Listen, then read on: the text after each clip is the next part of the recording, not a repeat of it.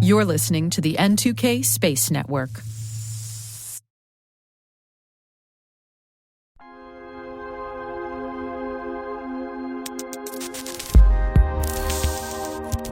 Welcome to T-Minus Deep Space. I'm Alice Carruth, producer of the T-Minus Space Daily podcast. Deep Space includes extended interviews and bonus content that takes a deeper look into some of the topics we cover on our daily program.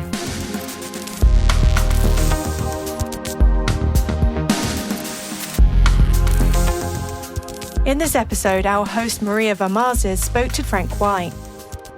We're big fans of Frank's research at N2K, and with the increase in access to space, we think this extended episode is timely.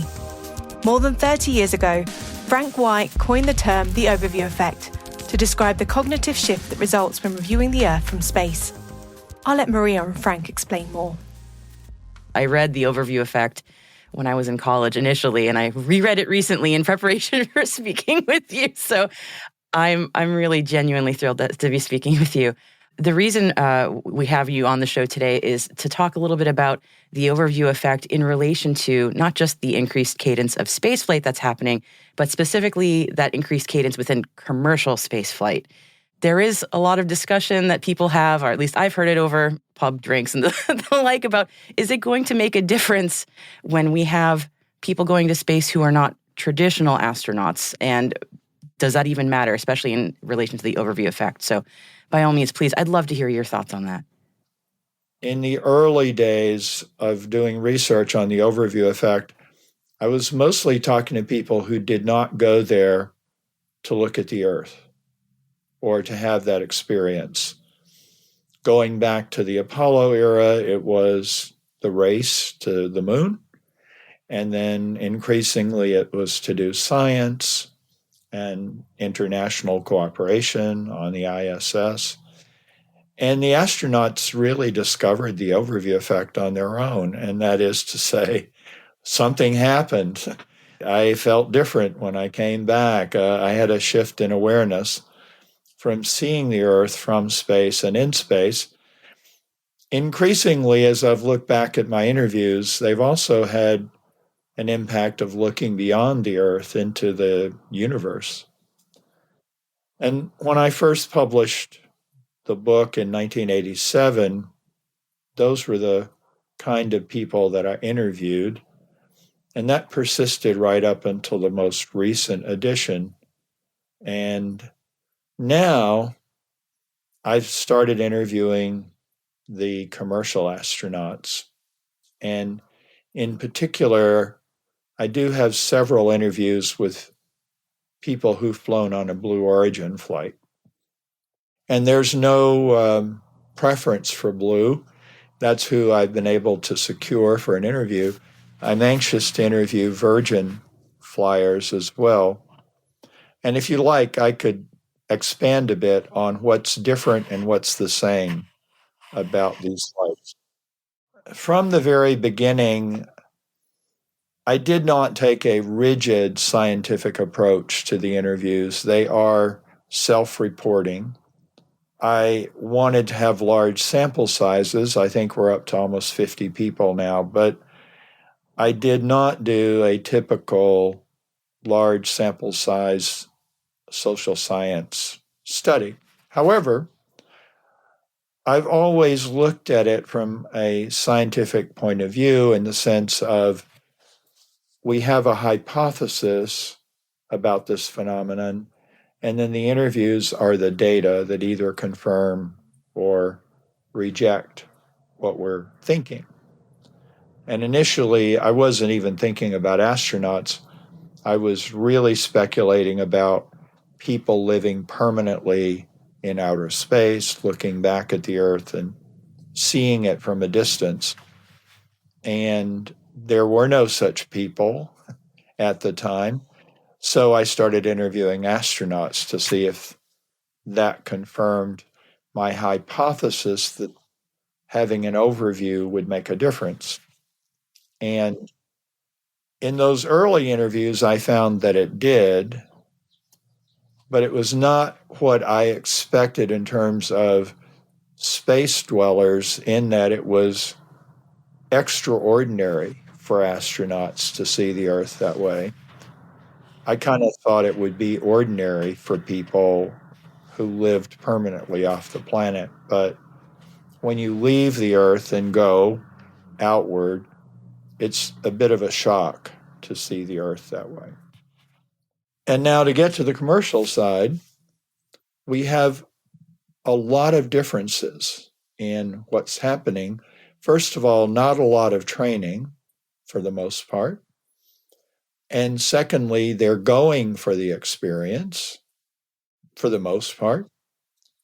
And then they're looking at much shorter flights, suborbital flights, and that's a big difference. So I had people say to me that the commercial astronauts on Blue and Virgin would not experience what I call the overview effect because they'd be too close to the Earth and it would be too brief, and it just wasn't going to happen. And I thought, well, that makes sense. I hear what you're saying. But if we are going to be good scientists, let's just get some data. And I pointed out, remarkably, the United States only has sent astronauts on 2 suborbital flights, and that was Alan Shepard and Gus Grissom. So Alan Shepard did have a comment about his experience that very strongly indicated that something happened. He said he'd looked at all these pictures, he had prepared himself for the flight, but nobody could be prepared for the view that he saw. And I included that in the book, even though I never interviewed him. Well, that indicated something. But now I've started interviewing Blue Origin astronauts, and they are on a remarkably fast flight. It's like 11 to 13 minutes. Yes. Yeah. And you would think it is too fast. It is too brief, and you're not very far from the surface. But then when I talk to them, it seems like something significant does occur for most of them. And many people saw William Shatner. Yes. Yeah. That very famous occurrence. I remember watching that live when it happened. When he came out, he was deeply moved. Deeply moved. He was close to tears. It was difficult to articulate what happened. It's been interpreted as a negative experience, but I think that's too simplistic. I think it was powerful, and it was something other astronauts have reported in different ways, which is they see how tiny the Earth is against the backdrop of the universe, how fragile it is. They come back with a feeling we've got to do something to protect the environment. And he had gone with an expectation of joy. It was going to be joyful. And for some people, it is joyful. But this sense of fragility and responsibility is something professional astronauts who took longer trips have reported.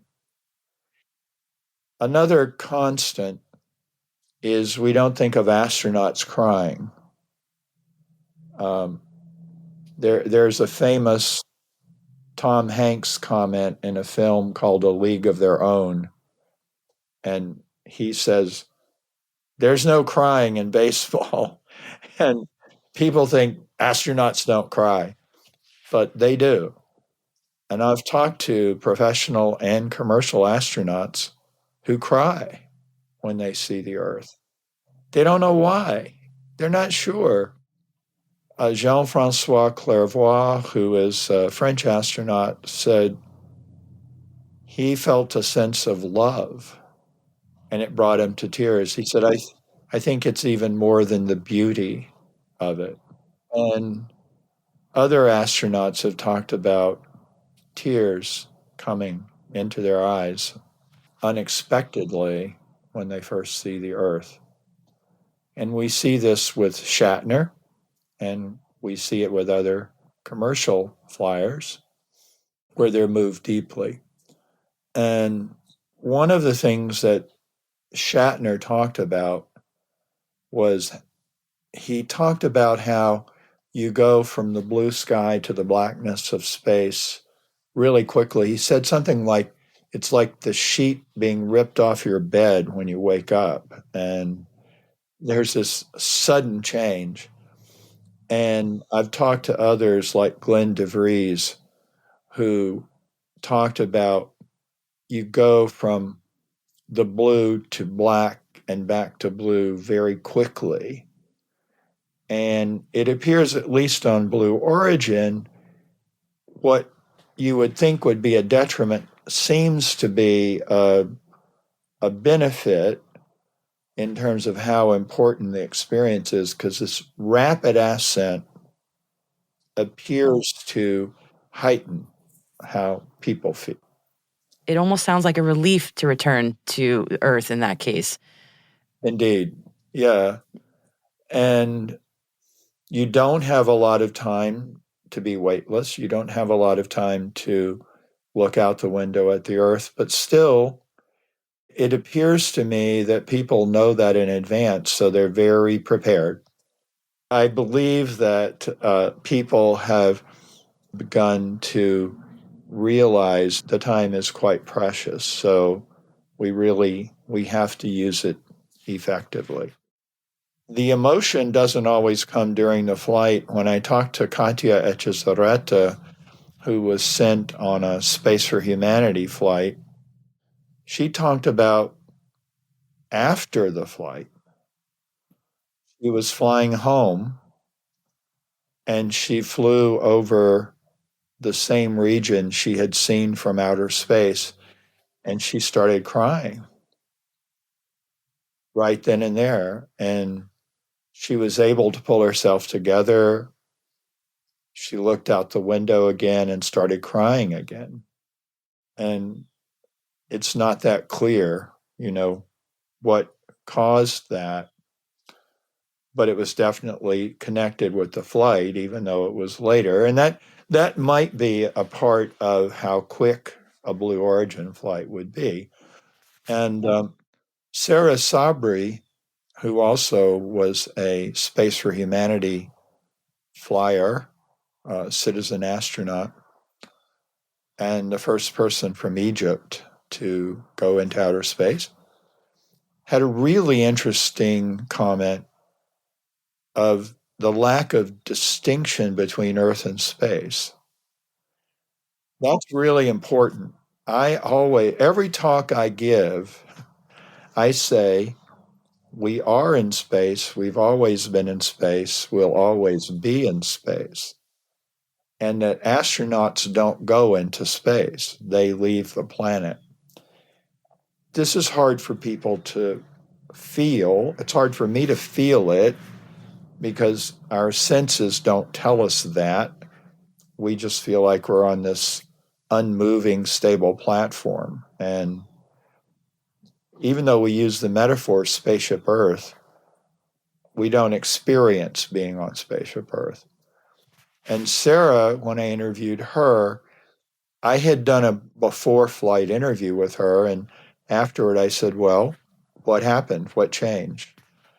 And she said that the distinction between Earth and space went away, and she just felt it was all a continuum. Mm. And I was really, really interested in that because in my mind, that is probably the top of my list of what we should get out of spaceflight. Is we have this dichotomy between Earth and space, Earth and space. I think it's confusing. And if we came to understand in a way we're all astronauts on spaceship Earth and we need to start thinking like that, it would benefit us on the Earth. And that to me is what the commercial space flights are about. A large number of people having the overview effect experience will, I believe, produce social change back on the surface. It's not just about leaving the earth. And I've always insisted that we're not abandoning the earth. Those of us who are part of what I call the overview effect movement, we're not abandoning the earth. We can't abandon the earth. We're just expanding into a larger environment, you know. The earth is the center of that. As Jeff Bezos says, it's the best planet. We are on the best planet. We're a little biased, but that's okay. I also think some of the commercial carriers, or many of them, have come to understand that they really need to communicate that, what they're doing is not just to give people a joyride, it's to benefit Earth. And I'm glad they're realizing that, because from the very beginning, when I was writing the book and realizing what the astronauts were telling me, it struck me, well, this could really be good for the planet, that people have this new perspective. How long does the paradigm shift or cognitive shift last for, from what you've seen from the commercial astronaut set? Does it last as long? I don't have any really good information on that, because I haven't really had a chance to talk to them retrospectively after they've been back for a while. My guess would be that it's very similar to the professional astronauts. What I think happens is that the experience becomes a memory, that, like any profound experience, you cannot stay in that state of adrenaline flow and, excitement at what happened. You really can't stay there forever. You have to function in the real world. But what I think I would see is, over the long term, that memory does have an impact on how the astronauts see the world. And, some of them, this is something that's been talked about quite a bit, about the overview effect. Do people really change their lives? And that's a very interesting question. And Nicole Stott has written a book about Return to Earth, where she's thought about that more. But what I've seen is, in the original astronaut corps, we have Edgar Mitchell, who came back and started the Institute of Noetic Sciences. And that certainly was a change. Not a change in his interests, because he was always interested in consciousness, but he started an organization.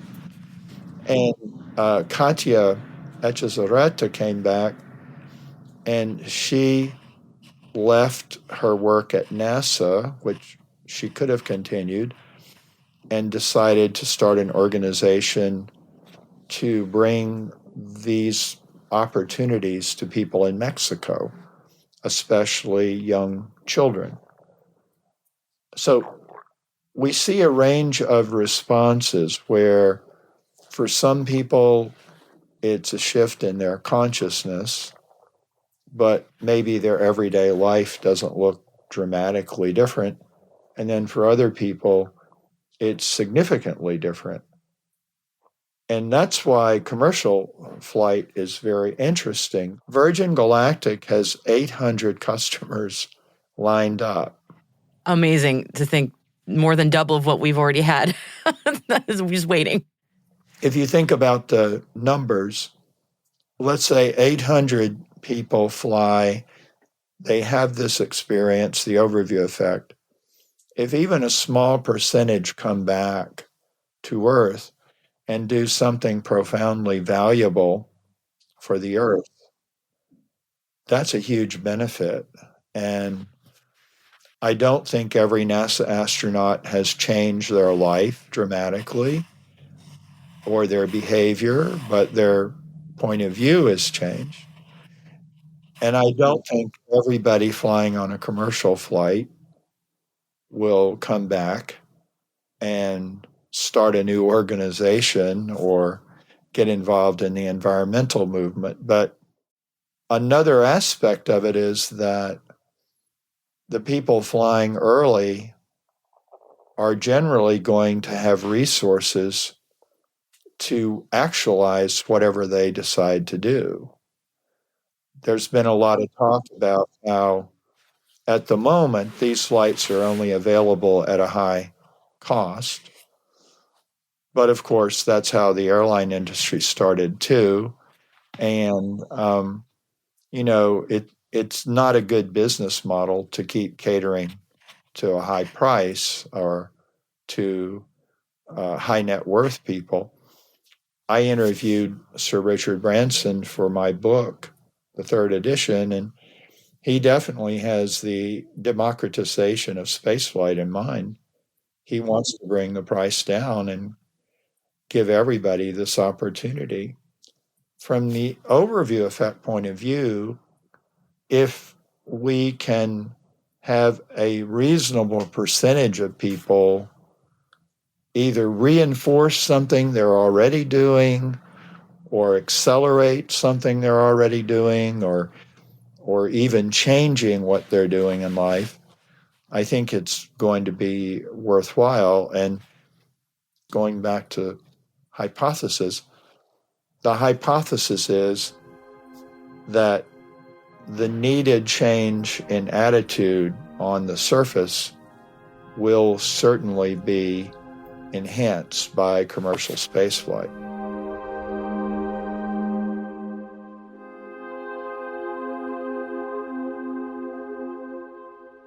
We'll be back after this.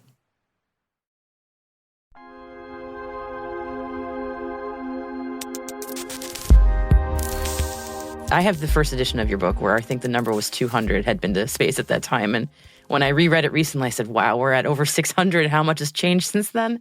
And it will be interesting to see once we get to the point where spaceflight becomes much like air flight is now, where we don't have this self-selecting group of very well-off people who can go, how much the overview effect will persist from maybe folks who are self-selecting to go, and if it affects people who maybe are taking the experience for granted, which is hard for me to imagine right now, but I know maybe not in my lifetime, it will happen.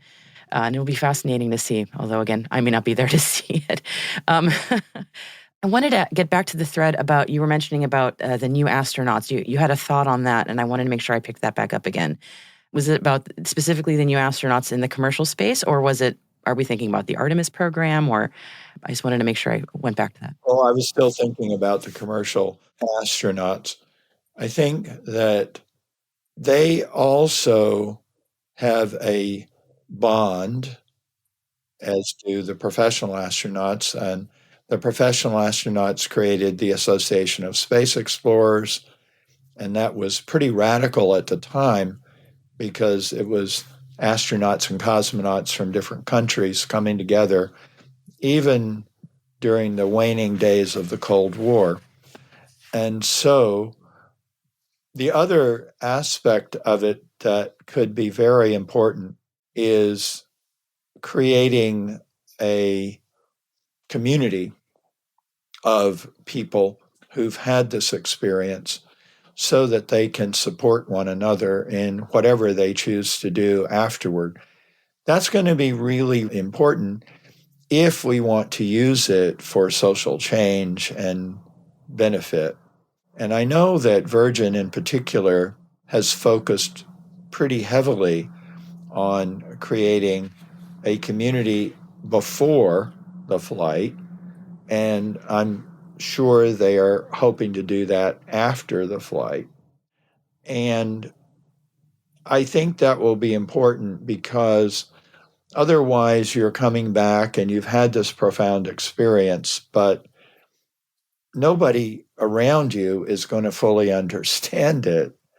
And so, How isolating. yeah, and it's like any profound experience. There's this constant refrain with combat veterans. People will say, my father came back, he didn't want to talk about it. He didn't want to discuss it. I don't know if they didn't want to, but there might have been a feeling that they knew the people they were talking to wouldn't fully understand it. And I believe this is going to be an important aspect of the commercial space flight opportunity. The other thing to think about is multiple flights where people will go back. And that's another thing I've picked up from talking to people who've flown already. I'm sure this was true of the professional astronauts too, but wanting to go back. Chris Bosshausen had a really interesting experience on a Blue Origin flight. He told me the whole idea of seeing the Earth as the fragile nursery of humanity was very familiar to him. And he's a co-founder of Planet, which is all about imagery of the Earth from outer space. But he said that what surprised him was a pull outward into the cosmos, a feeling of wanting to go further. And that was interesting in that it is more like what Apollo astronauts talked about. Because, when you go to the moon, you're much further away from the Earth than when you're in orbit. And that sense of the immensity of the universe and the Earth as a small part of it is much more a lunar or Apollo type experience. And yet he had it on this very brief flight, and it made him want to return. And Mark and Sharon Hagel are the first married couple to go on a commercial flight, and they're planning to go back. Mm. And I think this has implications for a much bigger issue way beyond this immediate question.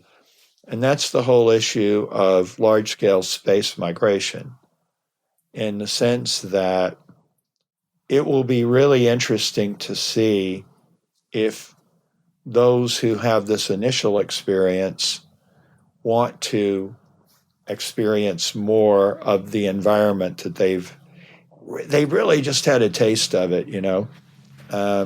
Certainly, you would expect a NASA astronaut to say, yeah, I went to the International Space Station.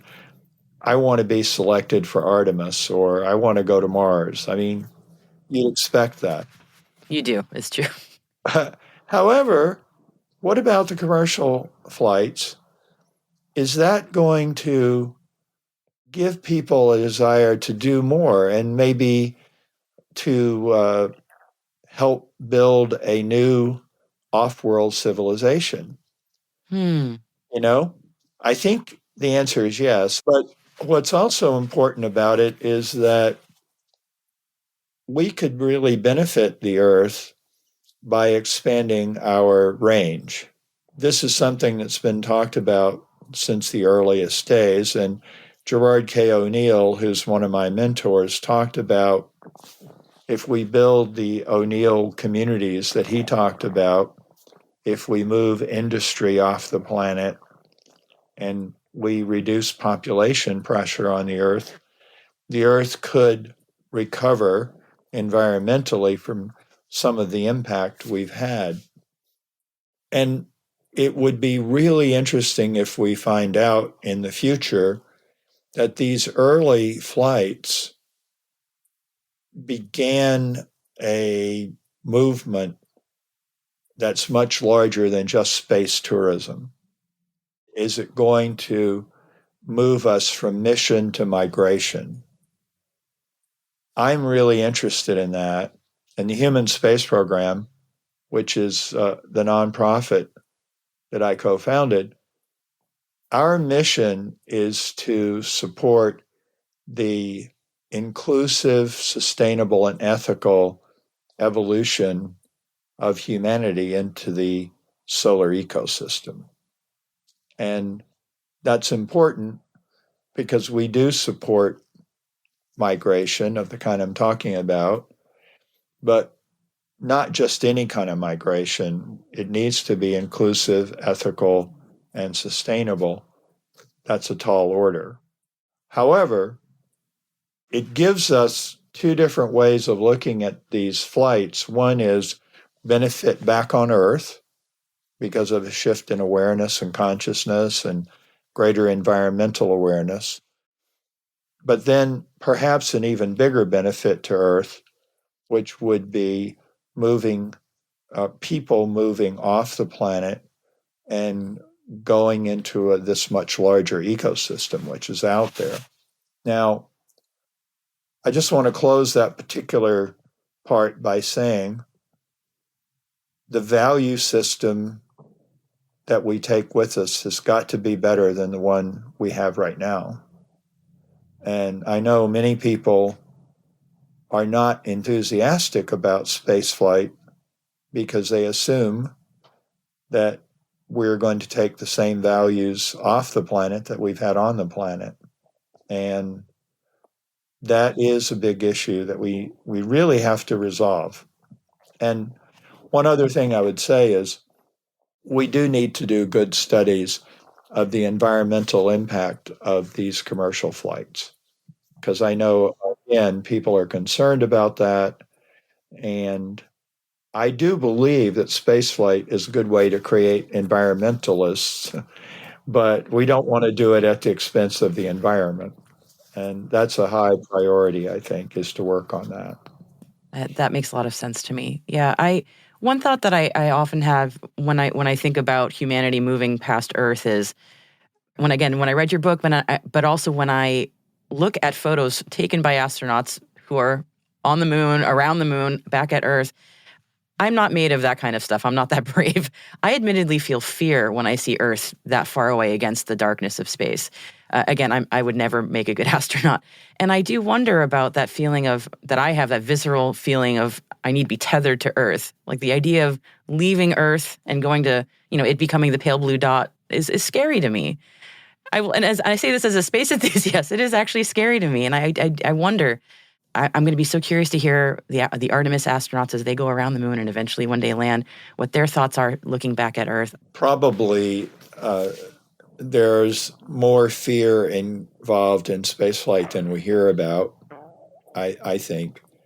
And I know in talking to the professional astronauts, they don't usually use that term, but they do talk about, well, you got to be aware of what you're doing. And you've got to be aware that you're sitting on top of an explosion. And, Yes. Jean-Francois Clairvoy told me, you do write notes to your family or make videos, and they are kept until you're either safely in orbit or not. I don't know if the commercial astronauts are doing that, but in my interview with Sharon Hagel, she did tell me about the day before she flew.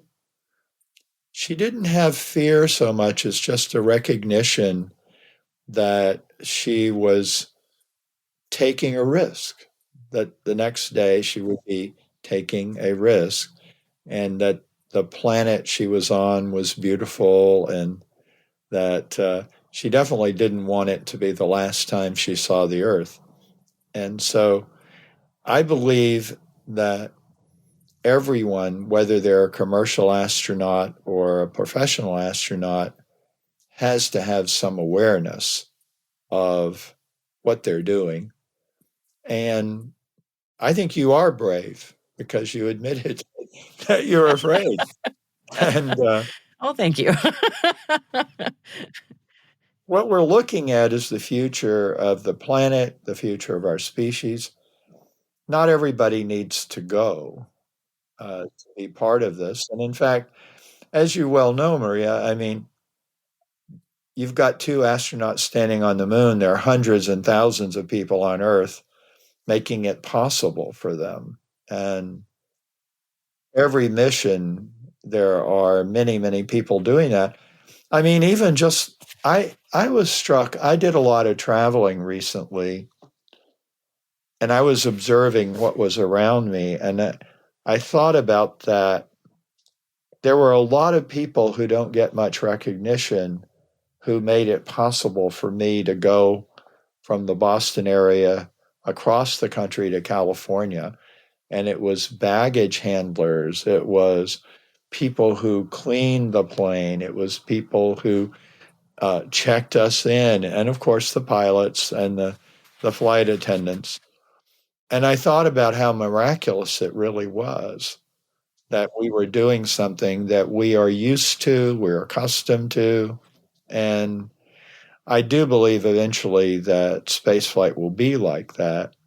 And yet, I will tell you this along those lines.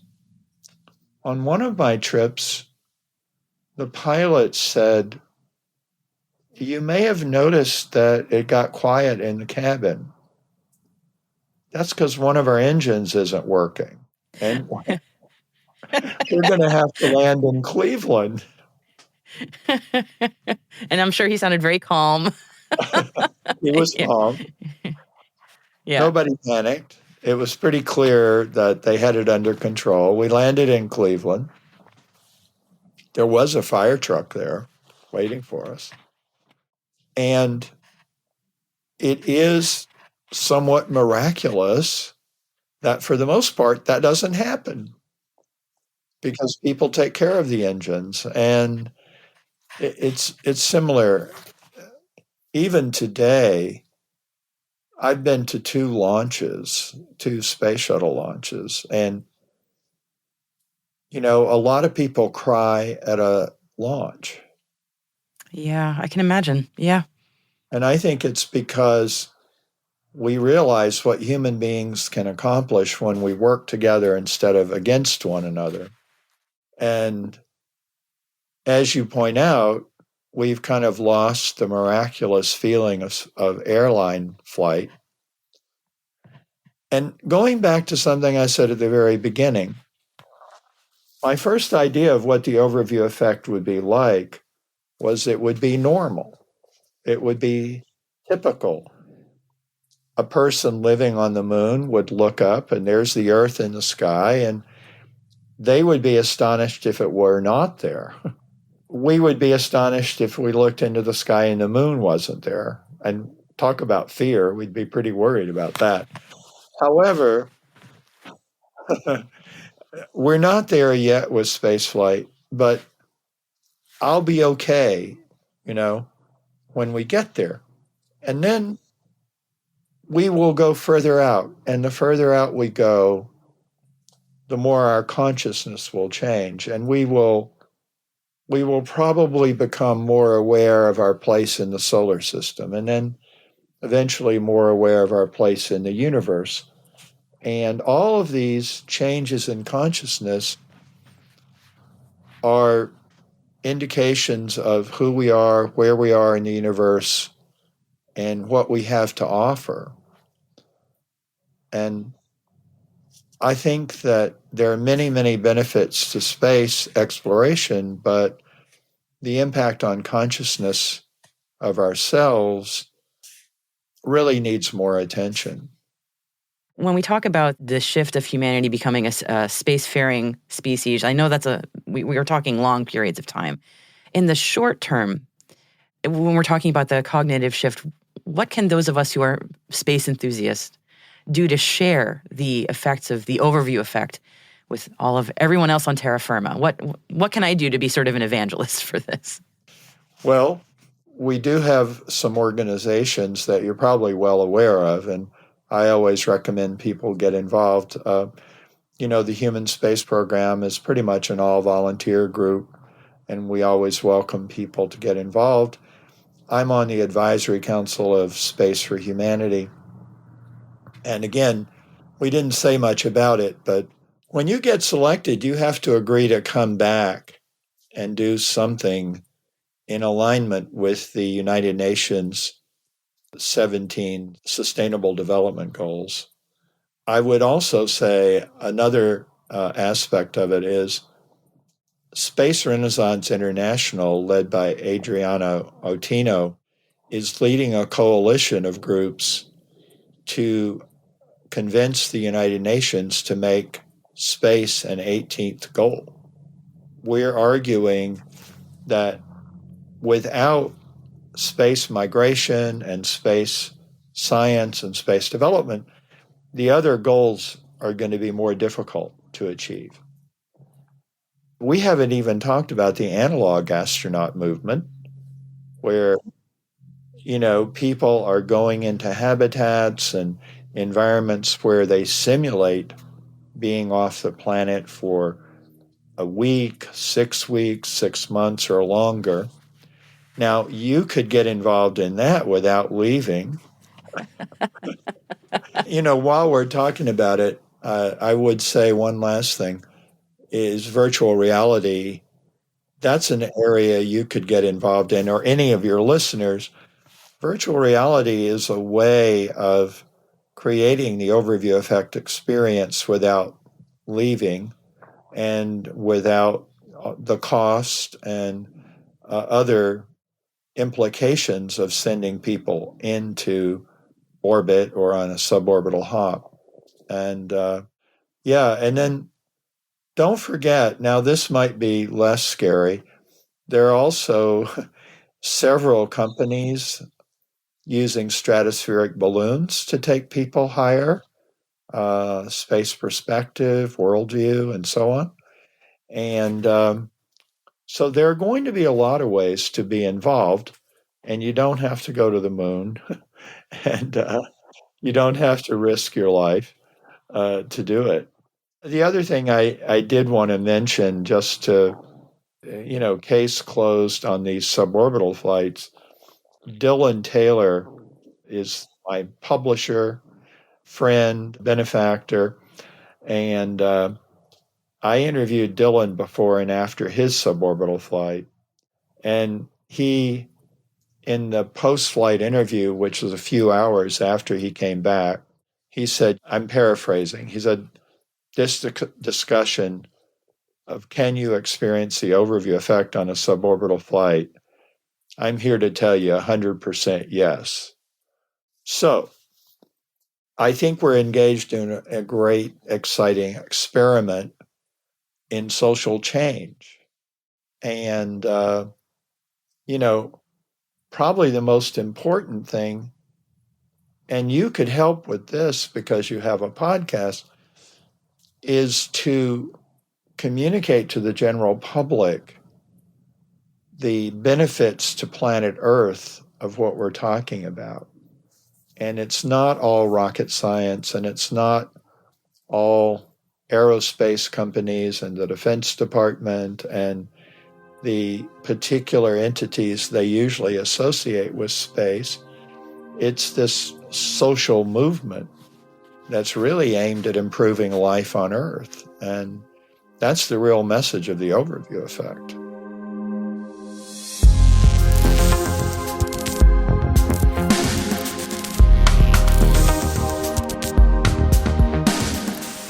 That's it for T-Minus Deep Space for July 1st, 2023. We'd love to know what you think of this podcast. You can email us at space@n2k.com or submit the survey in the show notes. Your feedback ensures we deliver the information that keeps you a step ahead in the rapidly changing space industry. This episode was mixed by Elliot Peltzman and Trey Hester, with original music and sound design by Elliot Peltzman. Our executive producer is Brandon Karth. Our chief intelligence officer is Eric Tillman. Our host is Maria Vamazis, and I'm Alice Carruth. Thanks for listening.